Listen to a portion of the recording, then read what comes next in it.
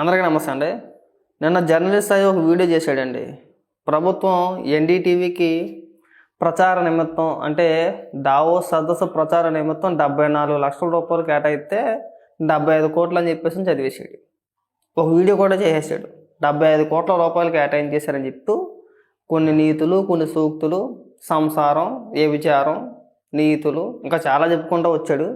చెప్పుకొచ్చి సాక్షిలో వచ్చింది కాదు, ఈనాడులో వచ్చిందని చెప్పేసి ఒక వార్త చదివేశాడు.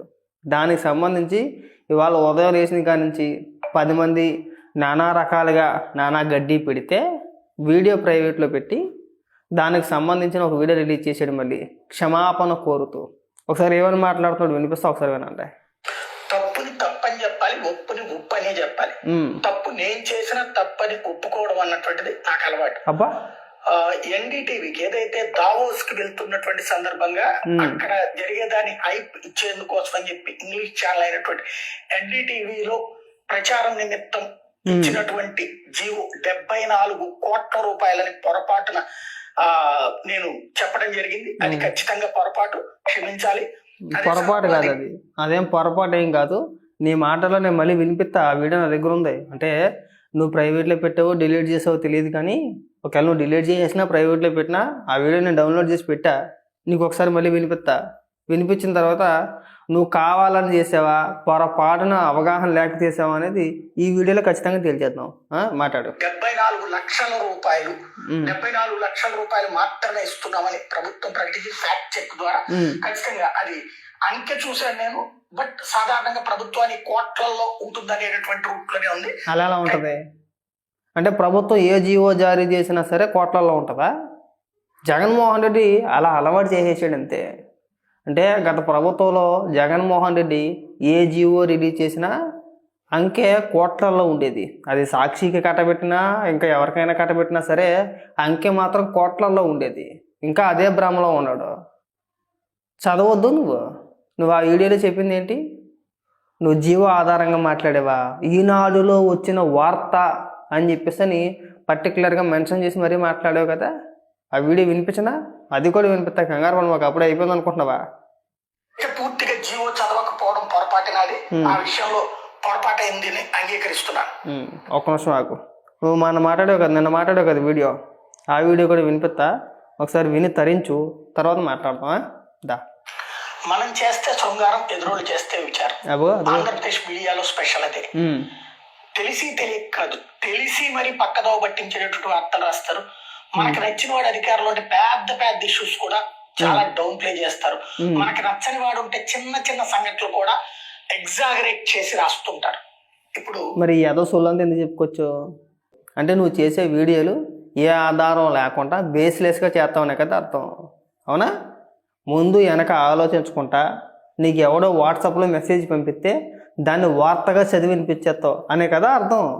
తెలుసుకోవాలి కదా. నువ్వు ఎవరికో కౌంటర్ ఇస్తే అది వేరే. ప్రభుత్వానికి సంబంధించిన ఇష్యూ, ప్రభుత్వానికి సంబంధించిన అంశం, పైగా ముఖ్యంగా దావోస్ సదస్సు లాంటి ప్రచార నిమిత్తం అంటే ప్రచారానికి సంబంధించిన అంశాల గురించి మనం మాట్లాడేటప్పుడు ఎంత జాగ్రత్తగా మాట్లాడాలి, తెలుసుకొని కదా మనం మాట్లాడాలి. జీవో చూసి కదా మనం మాట్లాడాలి. ఇంతకుముందు వీడియోలో ఏం చెప్పాడు? నేను జీవో చదవలేదు, చదవకుండా మాట్లాడేసానని చెప్పాడు. మరి ఇంత కాన్ఫిడెన్స్గా సంసారం, వ్యభిచారం, ఏదో డైలాగులు ఎందుకు కొట్టావు నువ్వు అక్కడ? ఇంకా మాట్లాడదా? జగన్మోహన్ రెడ్డి టైంలో టైమ్స్ ఆఫ్ ఇండియా వాళ్ళకి డబ్బులు ఇచ్చాడు. ఇదిగో 25 కోట్ల రూపాయల జీవో ఇచ్చారు, 50 కోట్ల రూపాయల జీవో ఇచ్చారు అన్నటువంటి హైప్ ఇచ్చారు. ఎందుకని? వాళ్ళు ఏదో తిరుపతిలో సభ పెట్టినటువంటి వాళ్ళు సదస్సులు పెడుతుంటారు ఈ నేషనల్ ఛానల్స్ వాళ్ళు. అలా పెట్టినటువంటి సందర్భంలో దేశంలో ఉన్నటువంటి అందరిని అక్కడికి పిలుస్తుంటారు. అట్లా పిలిచినటువంటి సందర్భంలో అప్పట్లో ఏంటి, ఎడ్యుకేషన్ సిస్టమ్ కి సంబంధించి తెచ్చినటువంటి రిఫార్మ్స్ మీద వాళ్ళు ఫోకస్ చేయించడం కోసం, ప్లస్ ఇక్కడ స్పాన్సర్షిప్ చేస్తే వాళ్ళు ఇక్కడ ఆంధ్ర గురించి పాజిటివ్ గా ప్రొజెక్ట్ చేస్తారు కాబట్టి వాళ్ళు డబ్బులు ఇచ్చి రాయించుకుంటున్నాడు జగన్మోహన్ రెడ్డి, డబ్బులు ఇచ్చి కథలు నడుపుతున్నాడు జగన్మోహన్ రెడ్డి. ఇది నాడు విమర్శ. ఇప్పుడు జరగబోయే దావోస్ సదస్సుకి సంబంధించి అది మనం పెట్టేది కాదు. దావోస్ లో సహజ సిద్ధంగా జరుగుతుంది. మనము వెళ్తాం, మనం కూడా ఒక స్టాల్ పెడతాం. దాంట్లో పాజిటివ్ ఫోకస్ కోసం ఎన్డీటీవీకి 75 కోట్ల రూపాయలు.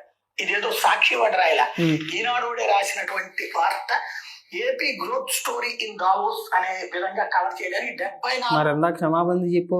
ఒకవేళ నిజంగా ఈనాడులో రాసి ఉంటే కనుక నువ్వు క్షమాపణ చెప్పాల్సిన అవసరం లేదు. సింపుల్గా నా తప్పేమీ లేదు. ఈనాడు వార్తాపత్రికలో వచ్చిన వార్తనే నేను వార్తగా చదివినిపించాను.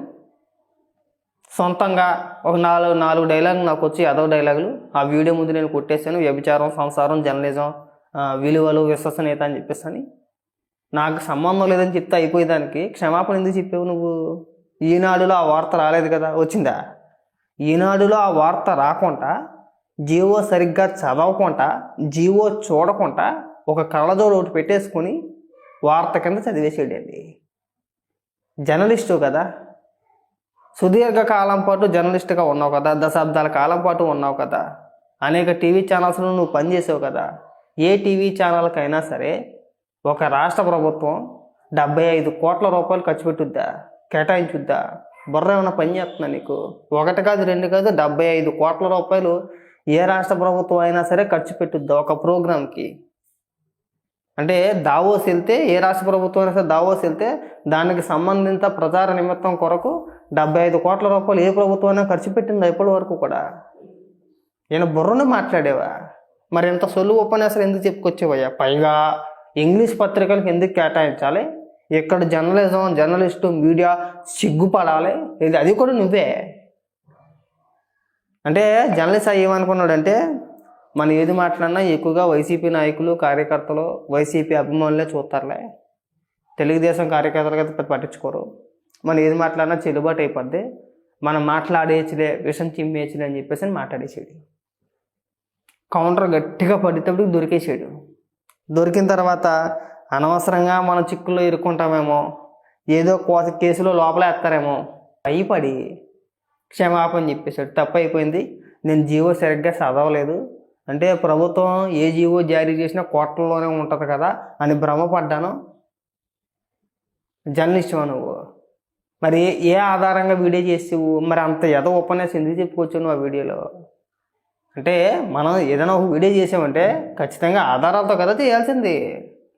పైగా నువ్వు చేసే విమర్శ మామూలు విమర్శయా? ఎక్కడ 74 లక్షలు, ఎక్కడ 75 కోట్లు, వ్యత్యాసం ఎంత ఉందయ్యా? అసలు ఏమన్నా సంబంధం ఉందా? 74 లక్షలకి 75 కోట్లకి ఎంత పోలిక? వ్యత్యాసం ఎంత ఉంది అసలు? ఎవడ నమ్మే విధంగా ఉందా? నువ్వు చేసిన విష ప్రచారం అది. పైగా ఏదో డైలాగులు. మనం జర్నలిజం గురించి ప్రతి ఒక్కడికి మనం పాఠాలు చెప్పేస్తాం. మాట్లాడితే పచ్చ మీడియా అంటాం. సరే, ఎప్పుడు మాట్లాడినా పచ్చ మీడియా, పచ్చ మీడియా, పచ్చ మీడియా. జగన్కి అనుకూలంగా కూడా కొన్ని మీడియా సంస్థలు, కొన్ని టీవీ ఛానల్స్ పనిచేస్తున్నాయి. ఎప్పుడూ కూడా బులుగు మీడియా అని చెప్పేసి ఎందుకు అనలేదు నువ్వు? ఓకే, నువ్వు న్యూట్రల్ అయి ఉంటే కనుక ఖచ్చితంగా ఒక పక్క పచ్చ మీడియా అనాలి, ఇంకో పక్క బులుగు మీడియా అని చెప్పేసి అనాలా వద్దా? నువ్వు అనలేదంటే నువ్వు ఏ కేటగిరీ కొత్త? బులుగు మీడియా అంతేనా? నువ్వు పచ్చ మీడియా అని చెప్పేసి నీ 3 ఛానల్స్ని విమర్శించే బదులు విమర్శిస్తూ ఉంటావు కదా. మరి అలాగే బులుగు మీడియా అని చెప్పేసి ఇంకొక 3 ఛానల్స్ ఉన్నాయి, వాటిని కూడా విమర్శిస్తే నువ్వు న్యూట్రల్ అని చెప్పేసి మేము ఒప్పుకుంటాం. ఏ రోజైనా సరే జర్నలిస్ట్ స్థాయి నోటి వెంబట బులుగు మీడియా అని చెప్పేసి ఎప్పుడైనా విన్నారా? మాట్లాడితే జగన్ మీద విషం చిమ్ముతున్నారు, జగన్ మీద విషం కక్కుతున్నారు, పచ్చ మీడియా, ఆ మీడియా, ఆ 3 ఛానల్స్ అని మాట్లాడతారు తప్పితే జగన్మోహన్ రెడ్డికి సంబంధించిన సాక్షి గురించి కానీ, ఇంకొక 2 ఛానల్స్ ఉన్నాయి వాడి గురించి నేను చెప్పను, కానీ మిగతా 2 ఛానల్స్ గురించి కానీ ఎప్పుడైనా ఎక్కడైనా ప్రస్తావించాడా? ఏం చంద్రబాబు నాయుడు గారికి నా విషయం చెబుతారని చెప్పేసి ఎందుకు మాట్లాడాలా నువ్వు? అంటే నువ్వు న్యూట్రల్ కదా, న్యూట్రల్ ముసుగులో ఉన్నావు కదా. ఏది పడితే అది నోటికి వచ్చింది మాట్లాడడం, క్షమాపణ చెప్పేయడం, ఇది ఒక అలవాటు అయిపోయింది ప్రతి అదొకేనే. ఇది నీకు లాస్ట్ అండ్ ఫైనల్ వార్నింగ్స్ అయ్యి. ఇంకెప్పుడైనా సరే నోటికి వచ్చినట్టు మాట్లాడుతూ బేస్లెస్గా నీ దగ్గర ఏ ఆధారం లేకుండా ఇలాంటి ఆరోపణలు చేస్తే తర్వాత ఎదుర్కొనే పరిణామాలు చాలా తీవ్రంగా ఉంటాయి. అది గుర్తుపెట్టుకో బాగా.